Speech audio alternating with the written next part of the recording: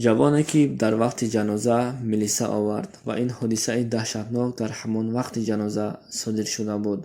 Ассалому алайкум тамошобинони азиз ва ҳаводорони шабакаи Корвони Умр.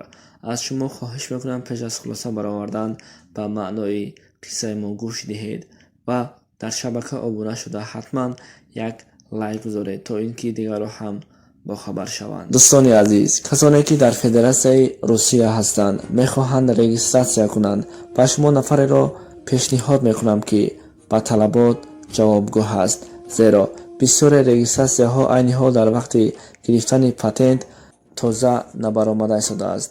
шумо ба рақамҳои дар рӯи экран буда занг зада аз номи шабакаи мо Корвони Умр гап занед, бо шумо бо нархи қулай дар тӯли 3 максимум 4 рӯз дастрас карда медиҳад. рақамҳое ки шумо дар рӯи экран мебинед имо, ватсап, вайбер, телеграма ҳаст. регистратсияи шуморо дар тӯли 3-4 рӯз 100% карда медиҳад ва ягон мушкилие нахоҳад шуд. зуд бош, фурсатро аз даст маде. ҷавоне чунин нақл мекунад: рӯзе ба мактаб равон будам ки дар роҳ ба як ҳамёне чашмам афтид ва ӯро аз роҳ гирифта бозаш кардам. миқдоре пул дошт ва боз шиносномаи соҳибаш низ буд. кам монда буд ки ба фиреби шайтон дода шуда пулро гирам, аммо аз ин кор даст кашидам, зеро то имрӯз ман нафсамро бо чизи ҳаром олуда накарда будам. барои ҳамин ба ӯ пулҳо даст назадам. ҳамёнро гирифта ба сӯи кормандони милиса равон шудам ва ҳамёнро ба кормандони милитсия супоридам. соҳибаш пайдо шуд. бар ман гуфтанд то омадани соҳибаш интизор мешавем. пас аз чанд лаҳза соҳибаш омад. марди қад баланд, мӯйлабҳои дароз дошт. ба ҷои оне ки барои ёфтани ҳамёнаш хурсанд шавад, дар чеҳрааш хун набуд ва ғазабнок шуда ба сӯям дод заду гуфт: куҷост пулҳои ман? ту куҷо кардӣ пулҳои манро? аз ин суханҳо тарсидам ва дар ҷевакам ғайр аз 1 лира дигар пуле надоштам. ҳамон вақтҳо ин пул барои ман маблағи калон буд. ин мард гуфт: пули манро дуздидааст, ба ин бояд ҷазо диҳед, гуфта ба сӯи кормандони милитсия нигоҳ кард. ман куллан худамро гум карда будам. ҳамон 1 лираи дар даст будамро низ гирифт. ба ӯ гуфтам: амакҷон, ин пул барои ман 4 дона нон аст, модарам дода буд то бар хона нон барам. ин мард бошад дод мезад, мегуфт: хаб кун, зиёд гап назан, куҷо карди пулҳои манро?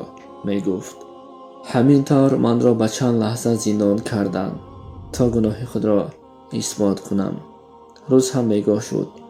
агар ман ба мошине ки ба сӯи ҷои зисти мо меравад дер монам, бояд 10 километр пиёда рафтанам лозим буд. ҳамин тавр аз кормандони милитсия хоҳиш кардам ки манро озод кунанд. онҳо низ мардҳои боинсоф буданд.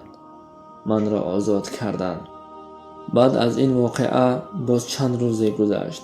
рӯзе дар мактаб пас аз дарс барои хондани намози пешин ба масҷид омадам ва намозро адо кардам ки пас аз муддате гуфтанд марде аз дунё гузаштааст, бояд ҷаноза кунем.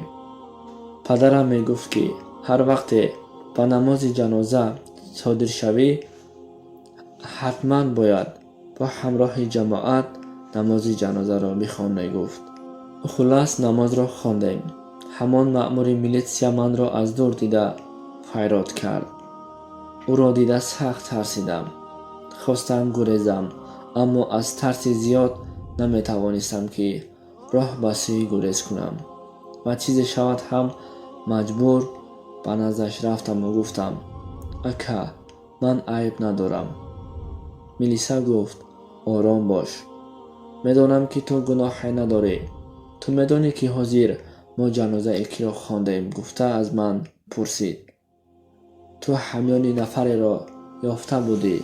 جنازه همان شخص را خواندیم. در وقت نوشیدن قهوه نفسگیر شده از دنیا گذشته است.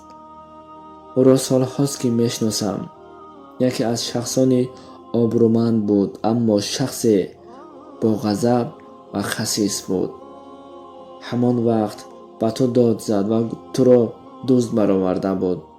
گفت اما من نگرفته بودم. گفتم. کمی خنده کرد و گفت میدانم که تو نگرفته بودی، اما او پولهایش را به خانه فراموش کرده بود و تو را دزد برآورده بود. در همان لحظه همسر این مرد به این مرد زنگ میزند و میگوید پولهای شما در جیبک شما هست و شما پولهایتان را در خانه فراموش کرده اید. و میگوید این مرد از شرمندگی زیاد برآمده می رود. با همین روزها می گذرد. با 1 لیره قهوه می گیرد و همین قهوه گرفته اش او را به مقام مرگ می رساند. دوستان عزیز، معنای قصه چنین است که خداوند هیچ رزق کسی را به دیگر کس نمی دهد و هیچ چیزی از من باشد به شما، از شما باشد به من نمی ماند. پس کوشش کنیم همیشه رزقی که خداوند بر ما داده است و او شکرانه کرده زندگی کنیم، زیرا زندگی چنان حالتهایی را می آورد که ما حتی نفس خود را داشته نمی توانیم.